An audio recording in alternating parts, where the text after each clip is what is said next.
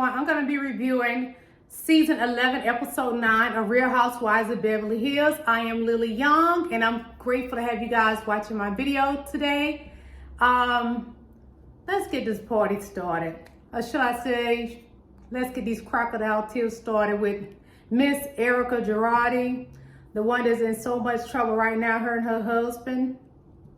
So this episode is like, it's so funny because they have all these white women and one black woman, and the black woman, she seemed to have a lot less drama than these particular white women do. And it's so funny because, like, you have Lisa Rinna, that's a whole hot mess. Every season she's a hot mess. She's trying to be much calmer this season and make things good with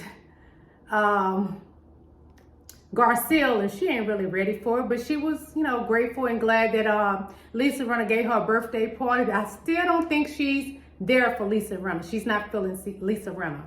But the episode started out with ERIKA Girardi, and Lisa and Crystal went over to ERIKA's home, her new home, and she wanted to show them how her home looks. She took them to the back where her nice pool. For someone that's going through things, it's quite strange. She moved in a $1 million house with a pool in the backyard. Usually, like, if you're really going through something financially, you wouldn't be moving into a house with the pool. You just wouldn't. But anyway, she showed them her nice house with the pool. And then, you know, she sits down and talks with Lisa and Crystal, giving them her crocodile tears. And just listening to her and watching Lisa Rinna, I somewhat do not believe Lisa Rinna believes her. It's just the whole conversation with ERIKA, it just seems like she's lying. I don't know what to believe. It doesn't seem real or that she's being honest. I just do not believe she's being honest at all, you guys. Then they show Garcelle at Kyle's house, and Kyle, you know, she had COVID, so she went to visit her to check on her, make sure she's okay. I think she's at the tail end of the COVID, and Kyle told her to go around to the back, and Kyle stayed up on the balcony. She couldn't come down and get closer because, you know, Kyle had experienced the COVID-19, you know, which nobody wants that, but the number 19, let's just say that. And Garcelle and her, you know, they talking and everything, and Garcelle was like, I don't want to get this bug from her, stay far away as possible. But they were discussing ERIKA, because, you know, ERIKA got all this drama going on with her and her husband, and she claimed that she ain't know anything about it. I don't know whether to believe her or not, and I honestly do not believe ERIKA. I honestly think that she's lying. That's just my opinion, and things are alleged. But yes, you know, she was like, she's been with him this long, and you guys know her longer than I have. Do you think she knew anything? And Kyle was like, no. And Garcelle also stated that a lot of married women do not know their husbands are doing things that are wrong. A lot of times the wives do not know. And I can believe that, but with ERIKA, it's hard to believe because she worked 8 years in his law office. So it's really hard for me to believe she did not know. It's just hard for me to believe it. But so we also get to see Lisa Rinna inside her garage, and she's showing her beautiful vintage couture gowns. She's on the phone with her daughter and her daughter's boyfriend, which Lisa Rinna stated that her daughter went into the guy's DM on Instagram and messaged him, and that's how they hooked up. Because I think he was on a reality show, and that's how Lisa Rinna's daughter got to meet him and started dating him. And she was telling her daughter about the vintage gown. She even took one out and laid it on the pavement inside the parking garage, in her garage at her home. And she was showing the daughter, I think one of the dresses was a Harvey Lager dress. It was black, and I thought it was really nice. And they had, I think, Swarovski crystals embellished around the neck part, and she was telling her daughter about it. And then she was telling her she got a Versace dress, and that I think she was pregnant when she wore the dress, and her husband Harry had to help her zip the back because she could barely get into the dress. So yeah, she was discussing that. She was like, she was telling Lisa Rinna, her mom, that one of the sisters is her favorite child. And Lisa was like, I don't have a favorite child. I thought that was cute because a lot of times kids do that, so I can understand that. And this particular season is kind of baffling to me because, like I stated, it's all white women, one Asian woman and a black woman. And most of the time they would try to have it where the black woman have something bad going on in her life, but Garcelle does not. She doesn't. It's ERIKA, the Caucasian woman, that's got a life full of crime. She may not have committed the crimes. There are alleged that her husband has that he stole from his clients that he was a lawyer for, you know, burn victims and people that was in I think a crash or something like that he had supposedly, allegedly have stolen from. It's just kind of baffling to me, and I'm so glad that some people are going to take it a funny way about me saying this, but it's just honestly my opinion. I'm so grateful that it's not a black person. And I bet you a lot of people are feeling this way, but they're not telling you guys that. I don't wish anyone have trouble in their life, but I'm glad it's not Garcelle. Because most of the time they will have it where you see a black woman having something, a black person doing something wrong. Thank you, Jesus, Garcelle is not a criminal. And then they show when Cal is speaking to her sister Kathy. Oh, I love Kathy. Kathy is the best thing that has happened to this franchise. She brings so much to this franchise. She's a bundle of joy, and I wouldn't want it any other way. The rest of them are not bringing it like her. But the only thing about just Kathy, when it started this particular episode, Kathy was outside hauling, or whatever you want to call it, to the, I don't know if it was dogs or coyote or what, but she was out there hauling to the things like, you know how they do. And I just find that so funny. She has such a sense of humor. She's so much fun. And Kathy is amazing. And she's a great additive to this particular show, this particular franchise, the Beverly Hills franchise. She's bringing a lot to it. And her home, none of their homes can compete with it. On this franchise, if I had to choose a home, it would be Kathy Hilton's home. Her home is amazing. But yes, Lisa Rinna, she's a handful. Her kids, they probably say gone a lot. But due to COVID, I think they're away from her and her husband too. Because Lisa been on the set with Cal, and a couple of them, I think they had COVID. So her kids are not at her home. She has beautiful daughters. But yes, Cal went to her sister Kathy's home, and Kathy, we love her. And Cal is explaining to her because of COVID, she feels she hasn't been the best mom. And that's something about being a mother. We always want to be a great mom to our children, because I have a daughter and I can't imagine not being able to see her. That's rather heartaching, and I wouldn't want to experience that, you know? So I get that what Cal's saying, but her daughter wearing long nails already, I think that's a little too fast and it's too much. Kids today, they need to grow slowly and be their actual age, because they're growing them so fast, they not really living their childhood, so they're missing out on a lot. And because they're growing up so fast, they tend to get into more trouble than ever. So I understand where Cal is coming from. She feel like she's missing some things with her children. So I get what she's saying. I get that. But these women, I really think they're just something else. Garcelle and her two boys, I like that they show that dynamic of her being a mom. Ooh, sorry, you guys. I'll get it later. I appreciate them showing Garcelle in a nice way as being a woman and being a great mom with her boys. I really like that. That means a lot to me, that they show her in that light instead of showing a black woman in a bad light. Because usually sometimes they would try to make us look bad, black women. But they're not doing that to Garcelle, and thank you, Jesus. But Garcelle, two boys, they twins. And one of the boys, he's a handful. I don't know what to really think of him. He's a handful. I don't like when children talk back to their parents. That's a no-no for me. My daughter don't play that. She don't do that to me. She knows better. But I really don't like that. and she had to make one of the twins go upstairs. His mouth was off the chain, and his brother stated to have him to go just when he goes upstairs to take his charges, and that'll make him act better. I think she should do that. That's a good suggestion, because his phone go dead, he gonna lose his effing mind. But yeah, I think he would be a better kid. But the thing with, I'm gonna go back to ERIKA. She keep crying to some of her castmates, but it's not coming off sincere. It's coming off rather fake, because she cried to Lisa Rinna, I believe, and she cried to Cal, and I think maybe Crystal, if I'm not mistaken.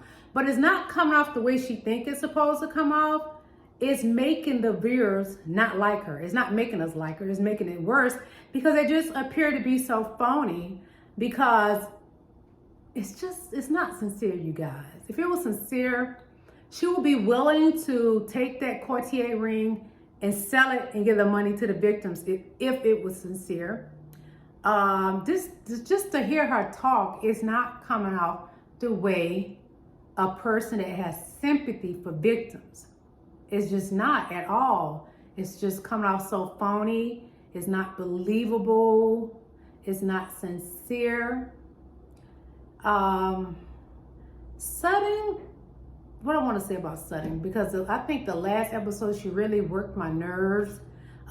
Sutton is a pick-me. Sutton is I'm a white woman, you can't do that to me.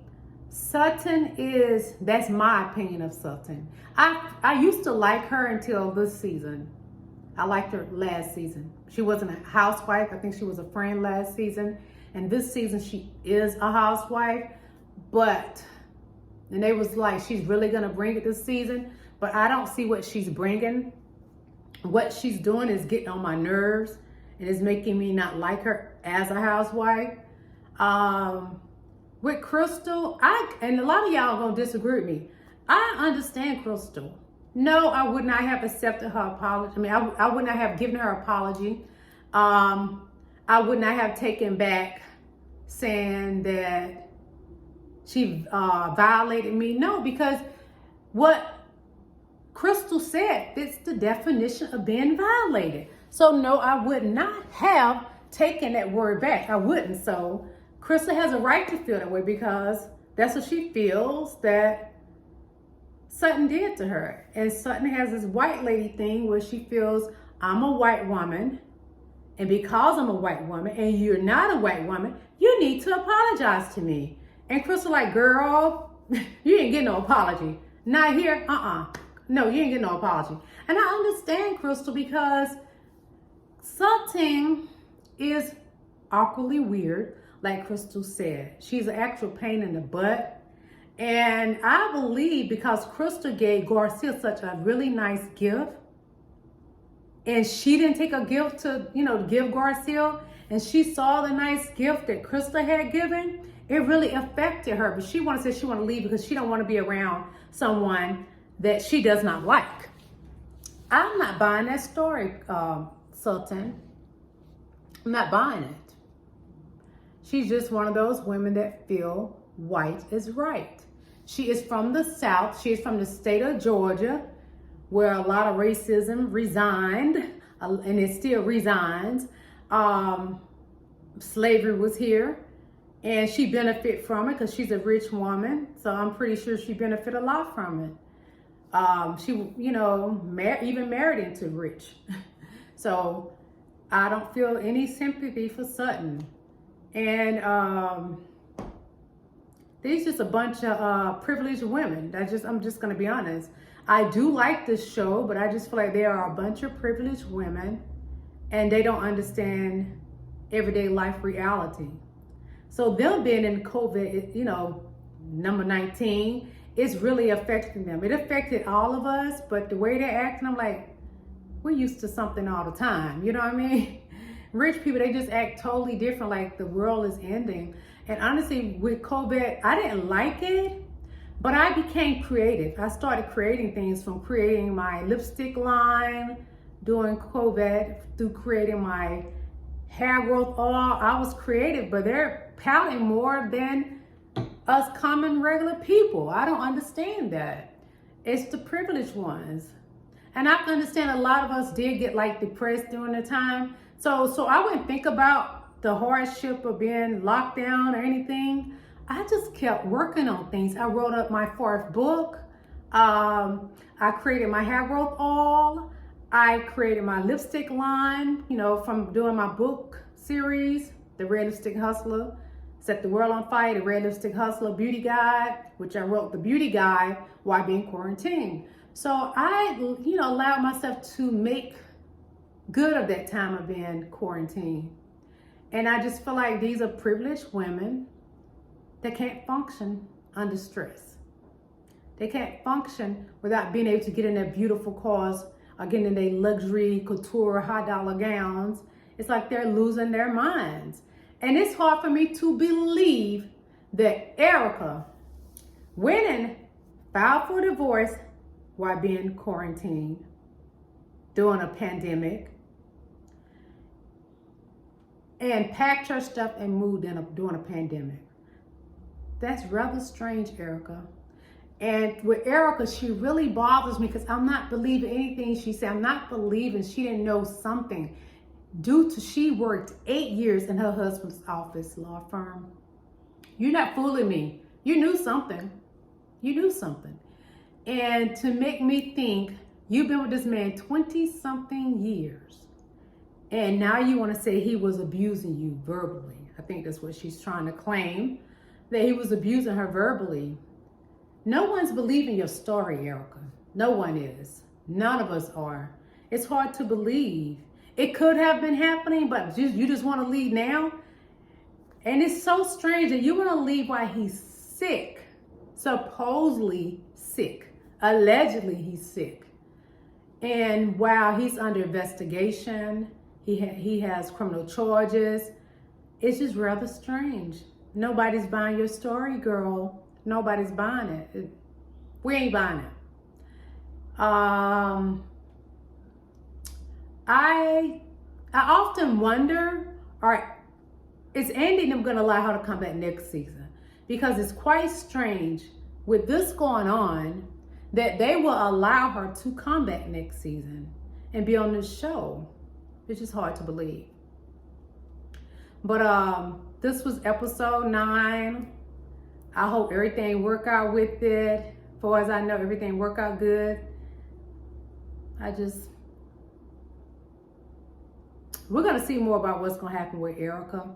I'm not completely buying her story, not at all. But what I did like, even though it was a pandemic, these women still gave us some kind of storyline, something to watch. But I will say, if they did not have Kathy, they would be in big trouble, because Kathy has really entertained us. She kept us wanting to watch it, because I think with just them, even ERIKA's story, I don't know if I would have watched it, because it wouldn't have been so entertaining to me. It just would not have. So you guys, go down in the comments. Let me know what you guys think. Let me know how you feel about ERIKA. How you feel about even Lisa Rinna's daughter dating an older guy, Scott, from KKK show. That's what I call him. Let me know how y'all feel about that, and how you feel about Kathy. And also, hold on, you guys. Let me drink a little water. I'm a little parched. Drinking from my crystal glass. Everybody know I love my crystal glasses.